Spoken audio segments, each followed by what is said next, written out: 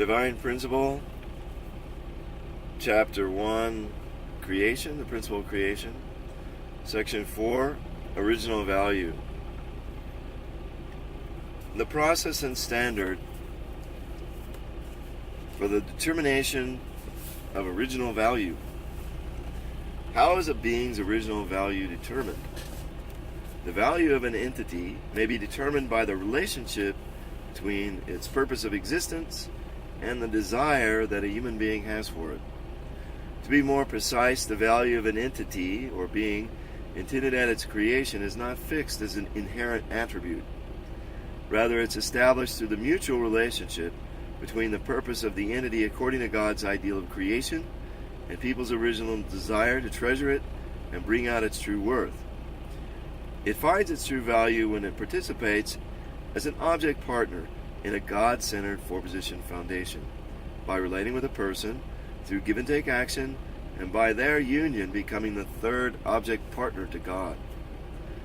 What sets the standard by which the original value of an entity is determined?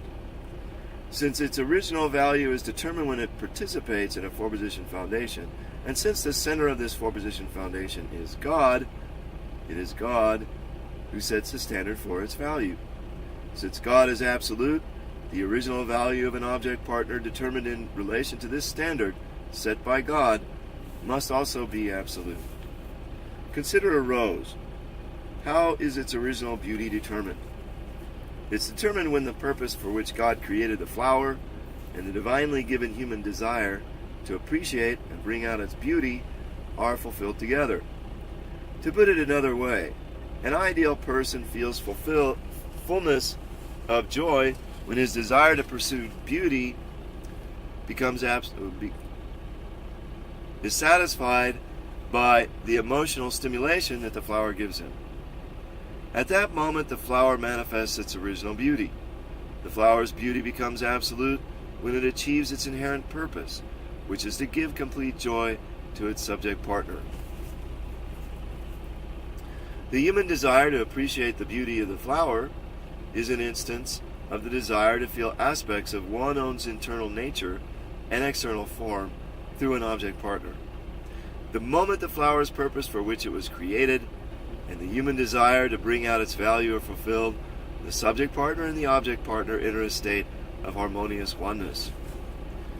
An entity attains its true value when it and a human being, its subject partner, enter a state of harmonious oneness and form the third object partner to God in the four-position foundation.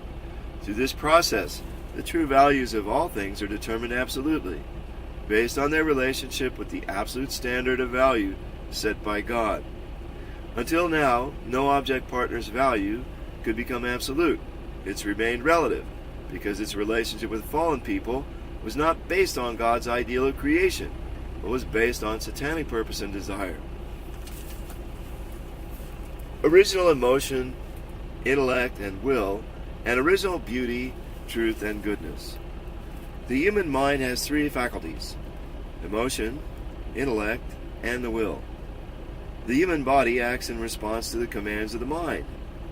When the body responds to the mind's emotion, intellect, and will, its actions pursue the values of beauty, truth, and goodness, respectively. God is a subject partner to the human mind. Hence, he is also the subject partner to the human emotion, intellect, and will. Desiring to realize his original value, a person responds to the perfect emotion, perfect intellect, and perfect will of God through his mind, and acts accordingly through his body. Thus he manifests the values of original beauty, original truth, and original goodness. Love and beauty, good and evil, righteousness and unrighteousness. Love and beauty. When two beings or entities, discrete manifestations of God's dual characteristics, form a common base and seek to unite as the third object partner to God and establish a four-position foundation, they will engage in give-and-take action. In accomplishing this, the emotional force that the subject partner gives the object partner is called love, and the emotional force that the object partner returns to the subject partner is called beauty. The force of love is active and the stimulation of beauty is passive.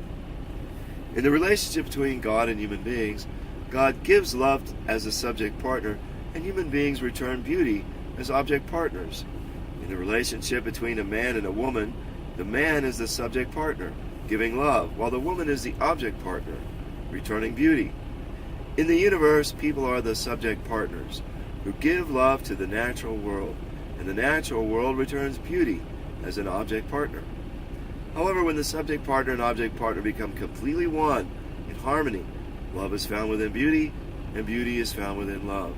This is because when a subject partner and object partner become one in circular movement, the subject partner sometimes acts as an object partner, and the object partner sometimes acts as a subject partner.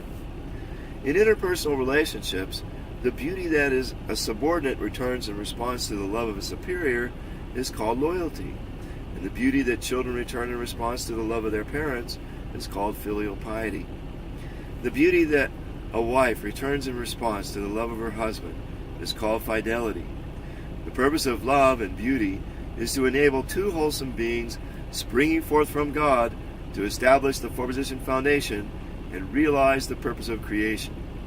By sharing love and beauty with each other, they join in harmonious oneness, becoming the third object partner to God. Next, let's investigate the nature of God's love.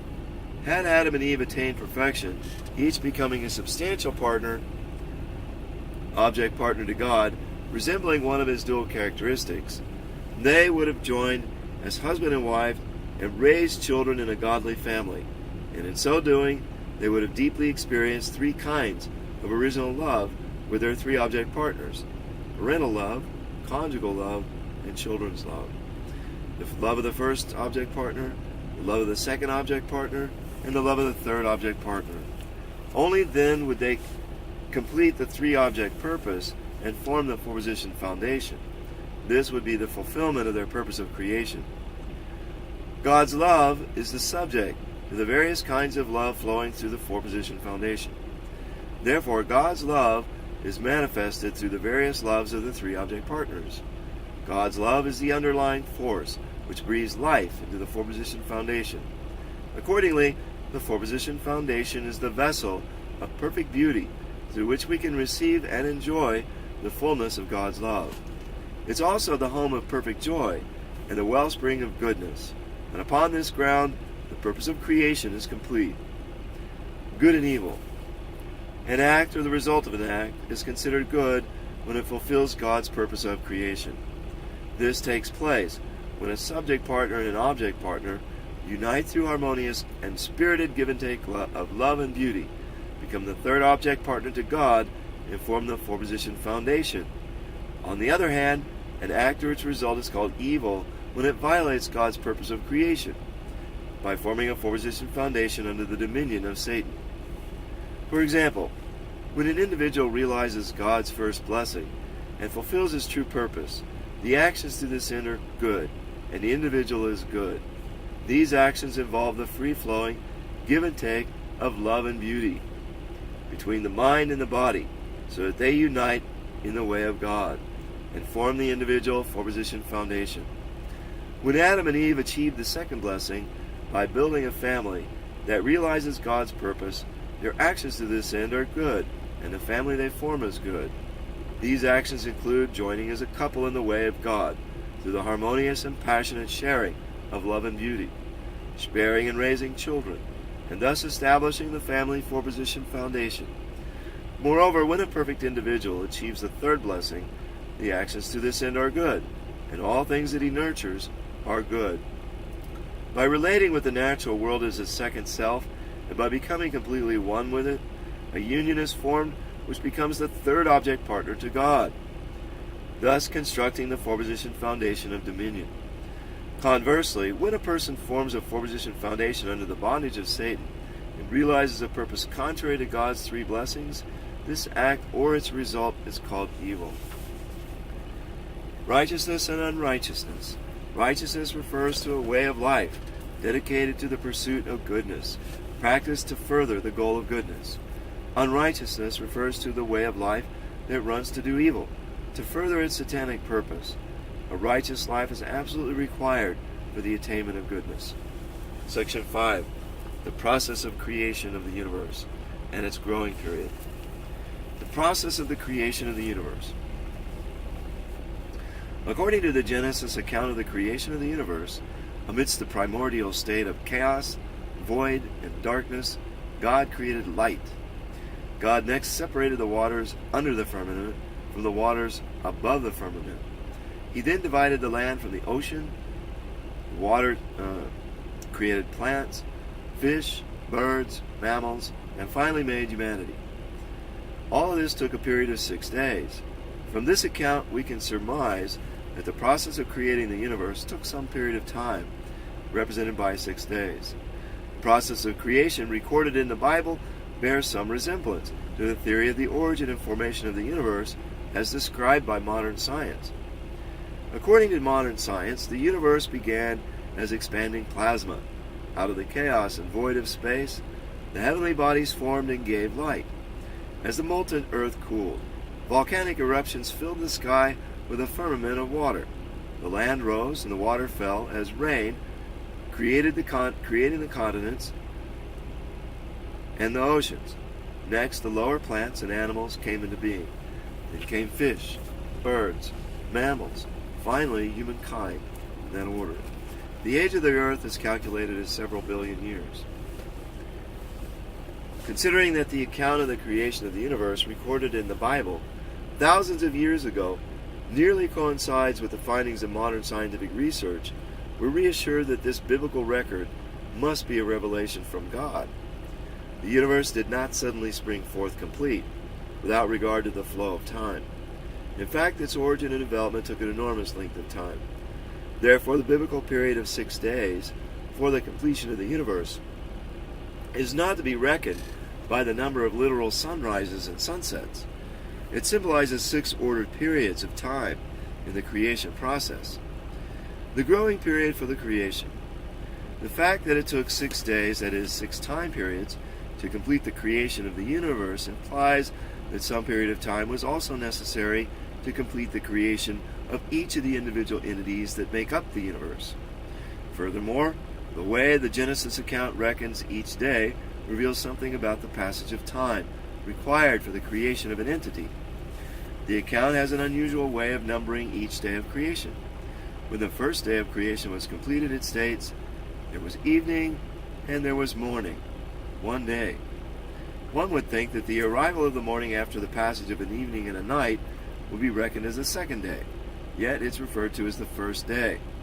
The Bible states one day to show that a created being must pass through a growing period, symbolized by the night, before it reaches perfection in the morning.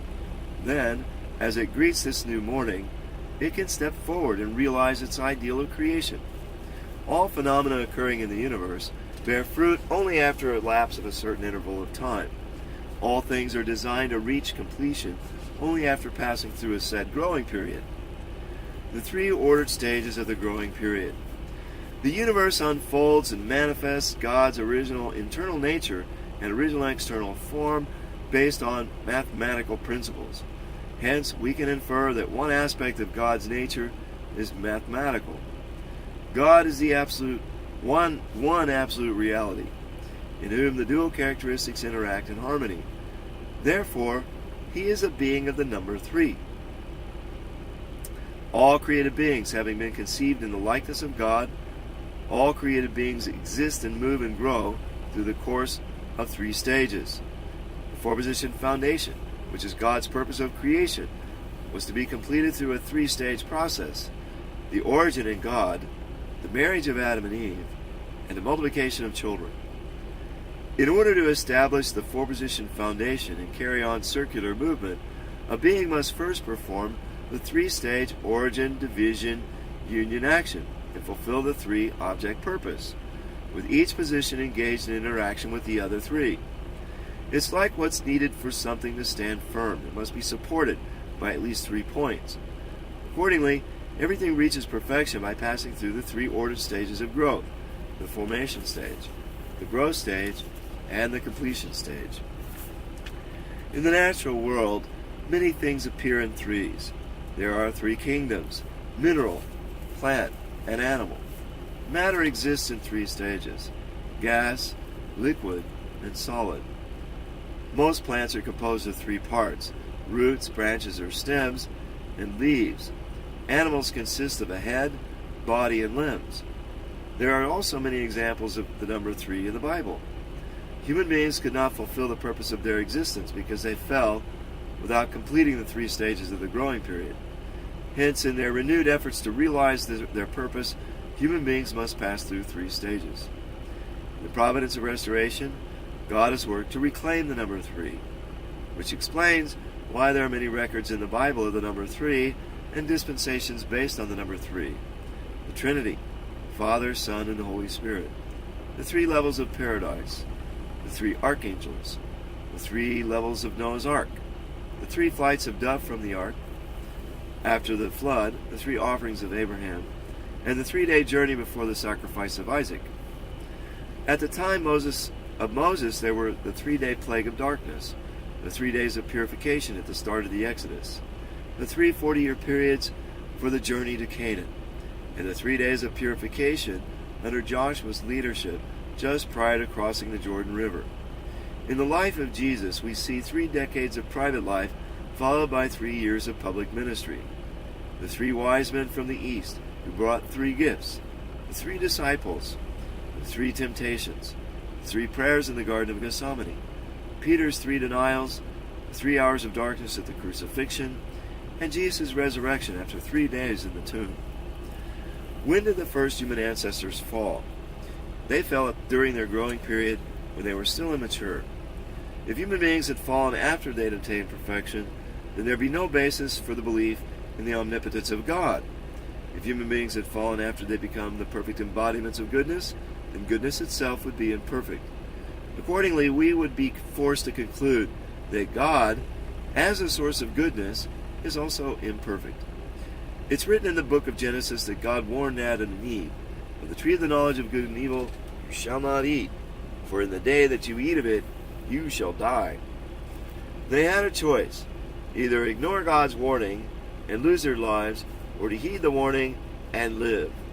The fact that they had the potential either to fall or to become perfect demonstrates that they were still in a state of immaturity.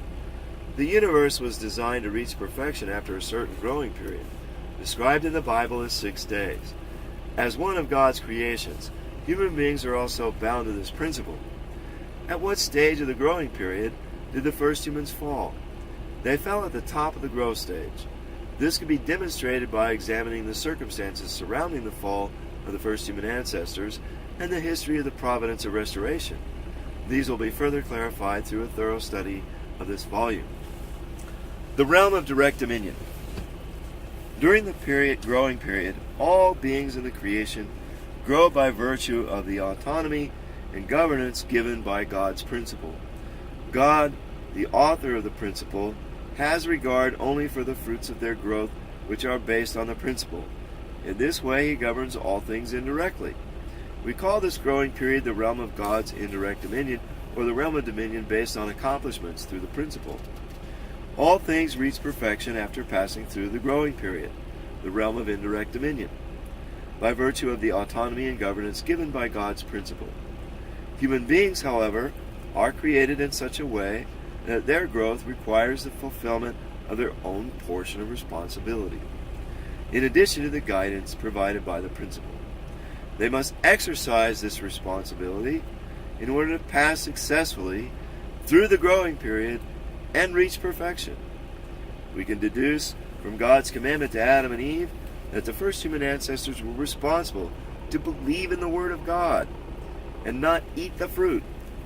Whether or not they disobeyed God and fell depended not on God, but on themselves.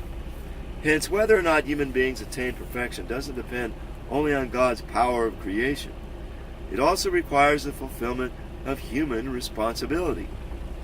In his capacity as the Creator, God created human beings in such a manner that they can pass through the growing period, the realm of indirect dominion, and attain perfection only when they've completed their own portion of responsibility. Because God himself created human beings in this way, he doesn't interfere with human responsibility. God endowed human beings with a portion of responsibility for the following reason. By fulfilling their given portion of responsibility, with which even God doesn't interfere, human beings are meant to inherit the creative nature of God and participate in God's great work of creation. God intends human beings to earn ownership and become worthy to rule the creation as creators in their own right, just as God governs them as their creator. This is the principal difference between human beings and the rest of the creation. Once we fulfill our responsibility, we inherit God's creatorship and attain dominion over all things, including the angels. God provides us with a course through the realm of indirect dominion that we may attain this perfection. We fallen people who have not yet attained the qualification to rule must fulfill our responsibility according to the principle of restoration. By so doing, we can progress through the realm of indirect dominion and thereby restore our right to rule over all things, including Satan. This is the only way we can accomplish the purpose of creation. God's providence of salvation has been prolonged for so long because the central figures in charge of the providence of restoration repeatedly made mistakes while attempting to fulfill their portions of responsibility, with which even God could not interfere. No matter how great the saving grace of the cross of Christ, the salvation knocking at our door will be for naught unless we fortify our faith, which is our portion of responsibility. It was God's responsibility to grant the benefit of resurrection through the crucifixion of Jesus, but to believe or not to believe is strictly one's own portion of responsibility. The realm of direct dominion. What is the realm of God's direct dominion, and what's its purpose? Human beings abide in the realm of direct dominion when, as subject and partner and object partner, they unite in the love of God to form a four-position foundation and become one in heart with God. In this realm, they freely and fully share love and beauty according to the will of the subject partner, thus realizing the purpose of creation. The realm of direct dominion is the realm of perfection. Entering this realm is essential for the fulfillment of the purpose of creation. What is the meaning of God's direct dominion over human beings?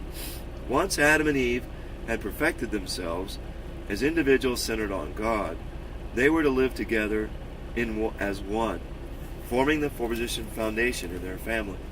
With God-centered Adam leading the family to share the fullness of love and beauty, they were to live a life of goodness and become one in heart with God. In the realm of God's direct dominion, people will intensely experience God's heart within themselves. Hence, they will know His will and carry it out in their actions.